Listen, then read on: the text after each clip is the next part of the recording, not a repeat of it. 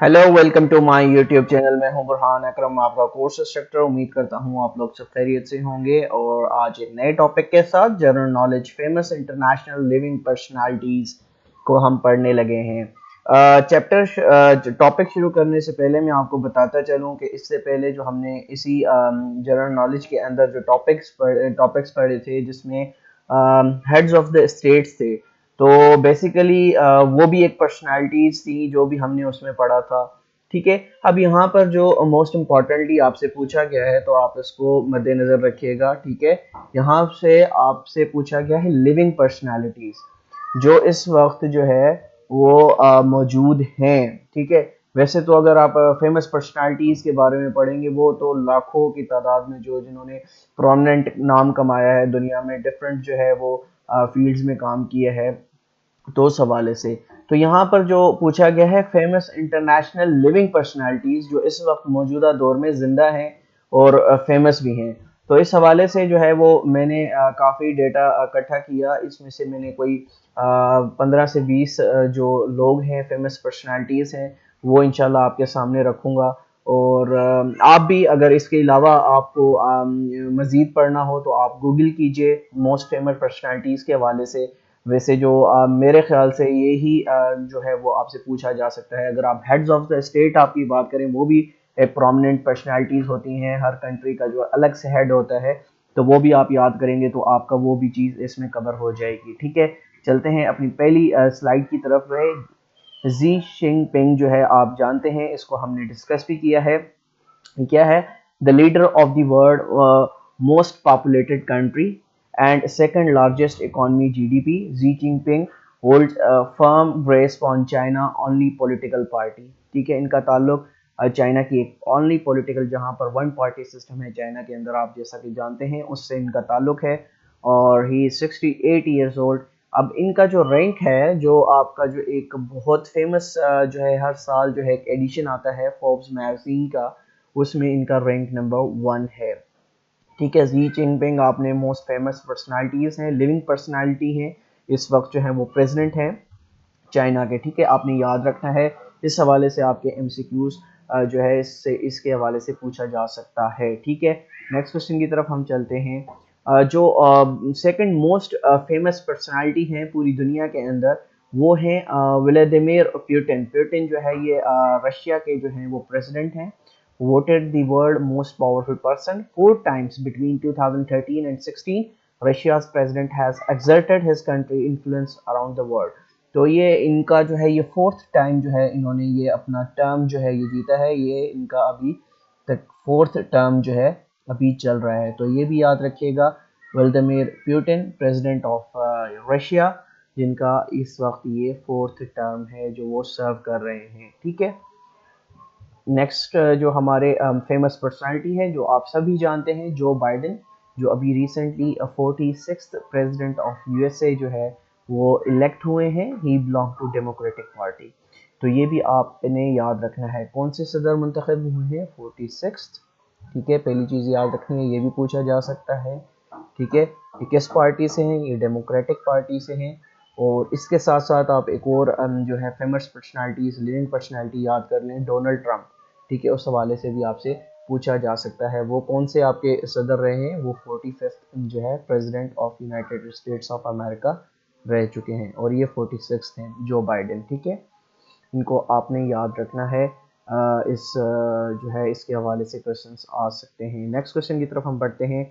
Angela Merkel, जो आपको पता है कि ये चांसलर है जर्मनी की, इन 2005 एंड सर्विंग 4th टर्म। ये भी जो है 4th टर्म जो है अपना सर्व कर रही हैं। ठीक है, ये सन 2005 से जो है जर्मनी की चांसलर हैं। ठीक है, और अपना 4th टर्म इस वक्त जो है वो यूज़ कर रही हैं या उसको निभा रही हैं, अपने पोर्टफोलियो पे मौजूद हैं। नेक्स्ट क्वेश्चन की तरफ हम चलते हैं। मोहम्मद बिन सलमान अल सऊद, आप जानते हैं किंग ऑफ सलमान, जो पाकिस्तान भी ये तशरीफ लाए थे। His father remains king of Saudi Arabia, but the crown prince has consolidated power beyond any doubt and taken control of the country. तो इस वक्त जो है ये मोस्ट पावरफुल पर्सन है सऊदी अरेबिया के अंदर और पूरी दुनिया में जो है। इन्होंने जिस तरह से अभी सऊदीया को लेकर चल रहे हैं, ग्लैमराइजेशन की तरफ ये सऊदी अरेबिया को ले जा रहे हैं। तो बहुत ज़्यादा ख़बरों में भी रहते हैं। अमेरिका और इंडिया से इनके जो है काफ़ी अच्छे ताल्लुकात भी हैं। मोहम्मद बिन सलमान याद रखिएगा, the king of Saudi Arabia, ठीक है, ये पूछा जा सकता है। नेक्स्ट क्वेश्चन की तरफ हम चलते हैं। किम जोंग यून आपको पता है बहुत ही फेमस पर्सनालिटी हैं नॉर्थ कोरिया के, ठीक है, एनर्जेटिक सुप्रीम लीडर जो है इनको कहा जाता है नॉर्थ कोरिया का। और एक वक्त था, आपको याद होगा कि डोनाल्ड ट्रंप के साथ इनकी 1-to-1 बड़ी जो है वो एक गर्मा गर्मी भी चली थी, जिस पर जो है किम जोंग यून ने जो है उनको एटमी जो है वो अटैक से भी डराया था ट्रंप को। और एक फेमस जुमला जो है वो अखबारात में शाया हुआ था कि मेरी टेबल के नीचे जो है एटॉमिक बम का जो है वो बटन लगा है कि मैं उसको लॉन्च करूंगा तो सीधा वाशिंगटन पर हिट करेगा, ठीक है। तो किम जोंग यून सुप्रीम लीडर हैं कहाँ के, नॉर्थ कोरिया के। ये आपने याद रखना है, मोस्ट पावरफुल पर्सनैलिटी हैं, लिविंग पर्सनैलिटी हैं, ठीक है। नेक्स्ट क्वेश्चन की तरफ हम चलते हैं। एंटोनियो गुतेरेस, जैसा कि आपको पता है यूएन के जो हैं वो क्या हैं, ये जनरल सेक्रेटरी हैं और 2017 से अब तक ये जो है सर्व कर रहे हैं। एंटोनियो गुतेरेस जो हैं ये इनका ताल्लुक पुर्तगाल से है, ये याद रखिएगा, ठीक है, पुर्तगाल से इनका ताल्लुक है। और ये एक्स पीएम भी रह चुके हैं पुर्तगाल के, ठीक है, एक्स पीएम भी जो है पुर्तगाल के रह चुके हैं, ठीक है, इसको याद रखिएगा, ये भी पूछा जा सकता है। मोस्ट फेमस लिविंग पर्सनालिटी हैं। नेक्स्ट आपके सामने है पोप फ्रांसिस, जो पोप जो आपने नाम सुनते भी होंगे, हर जो एक त्यौहार आता है इन लोगों का, वहाँ से एक जिस तरह से एक सरमन जारी होता है इनकी तरफ से। तो ये शख्स हैं जो पूरी दुनिया में जो है वो मशहूर हैं। और देखें स्टेटमेंट पढ़िए, बहुत Pope Francis is the spiritual leader to the more than 1/6 of the population, यानी 1.3 बिलियन लोगों के ये स्पिरिचुअल लीडर हैं, ठीक है। ज्यूज जो हैं वो ज्यूज एंड क्रिश्चियंस जो हैं वो इनको फॉलो करते हैं, ये पोप फ्रांसिस इनको कहते हैं, ठीक है। अब 1.3 बिलियन लोग जो है इनको फॉलो करते हैं, ये भी मोस्ट फेमस जो है लिविंग पर्सनालिटी हैं, ठीक है। नेक्स्ट आपके पास आते हैं Elon Musk, world richest man, ये आपसे पूछा जा सकता है, very important to remember candidates.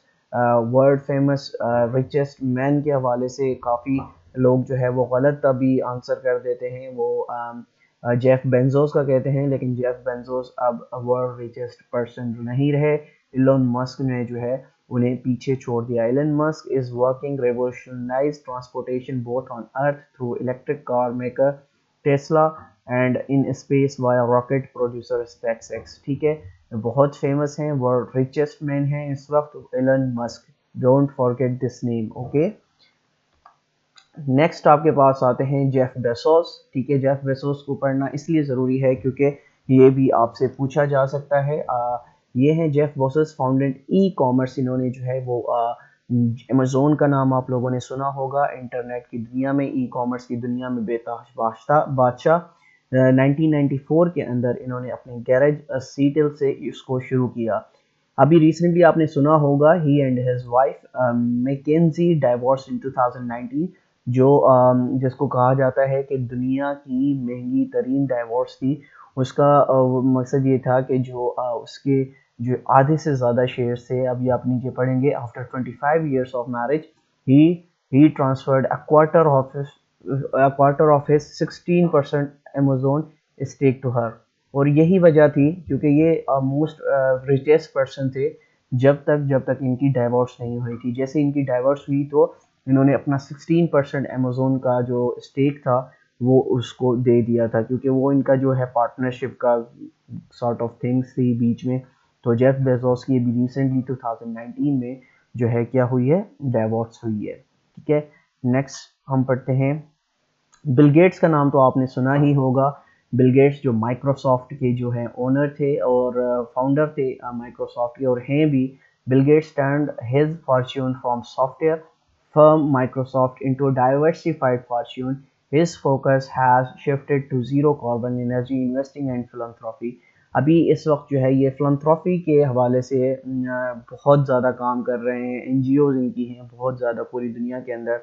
On May 3, 2021, Bill Gates and Melinda each announced on Twitter they were ending their marriage after 27 years. They will still co-chair of their foundation.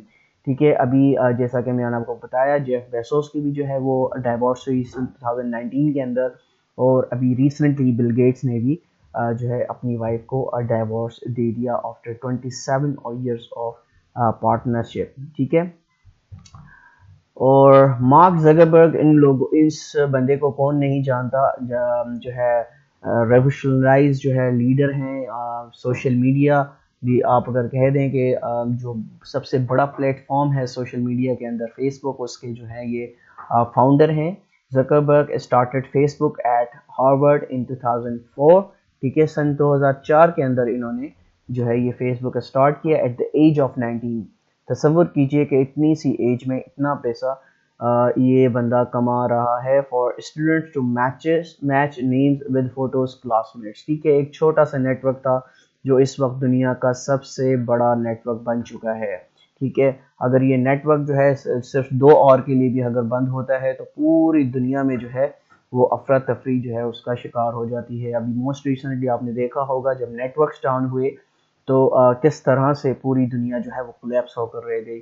तो इस 19 साल के बच्चे ने 2004 के अंदर एक ऐसा नेटवर्क बनाया जो आज दुनिया का सबसे महंगा तरीन नेटवर्क है, सबसे फेमस नेटवर्क है। या इस नेटवर्क के ऊपर जो है दुनिया बिजनेस कर रही है और लोग जो है एक दूसरे से कनेक्टेड हैं। तो देखें कितना how big this person has contributed in the field of social media. Next है टिम कुक। टिम कुक भी जो है वो आपने सुना होगा, Apple the most famous brand right now in the world. ये एप्पल आईफोन्स जो आप यूज़ करते हैं, whose sales of iPhones have more made it a company with one of the world's largest market capitalization. तो आपको पता है कि स्टीव जॉब्स का ये हिस्सा, स्टीव जॉब्स ने जिसने फाउंड किया एप्पल को, तो उस टीम का ये टिम कुक जो हिस्सा थे। इस वक्त जो है Tim Cook is serving as a CEO of Apple, तो आपने याद रखना है।